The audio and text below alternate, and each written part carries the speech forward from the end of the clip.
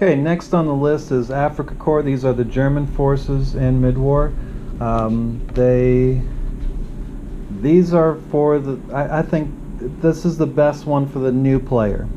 Player that wants to dominate, who wants to have a low model count.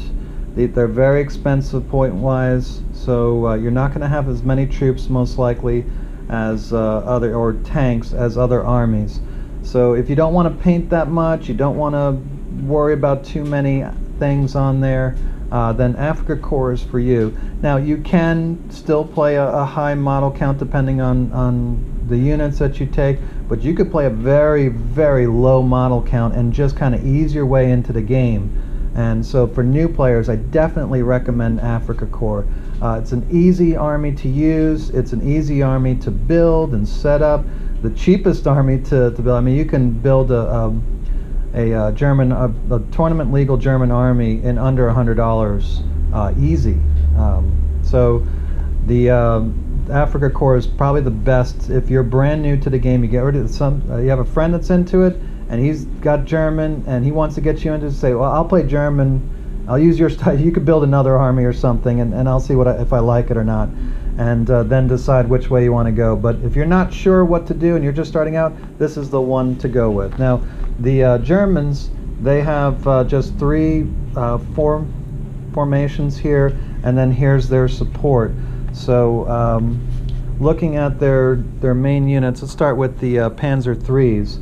Panzer Threes are great all-around tank. They're 5 in the front, 3 in the rear, and you can up-arm them to 6 in the front. They're hard to hit.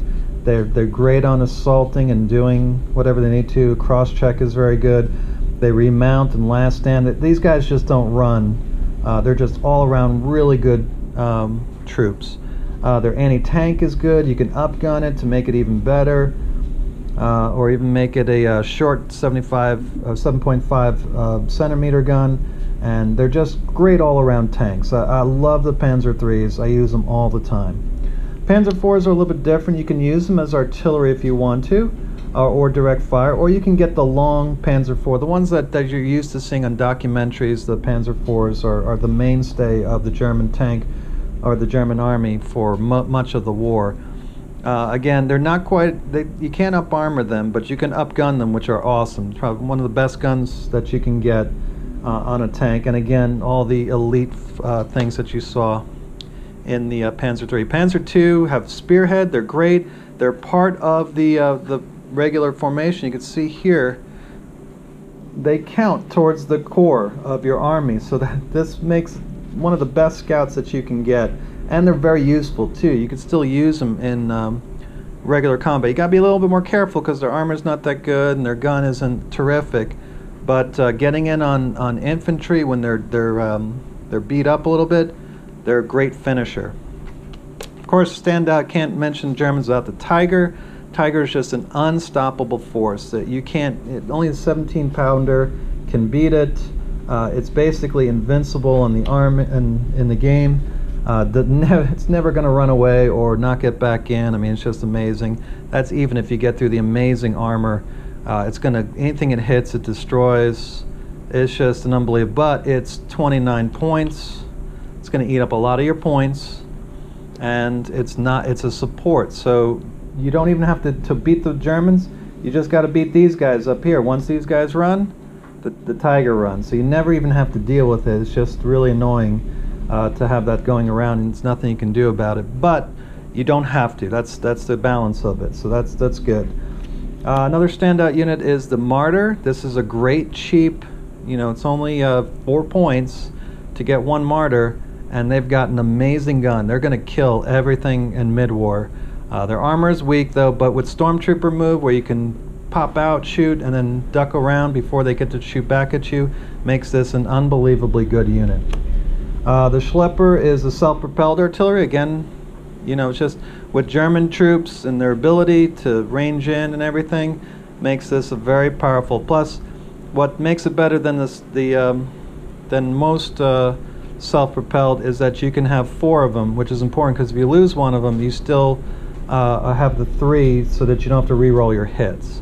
And then the 10.5 is a good artillery. Stuka is really good because it uses a template. They use bombs, so even if you kill one of them, it's not going to reduce its effectiveness like the Hurricanes. So they're just, you might as well just not even deal with them. Just let them bomb what they're going to bomb, because to try to take out 2 Stukas is going to take you all game anyway.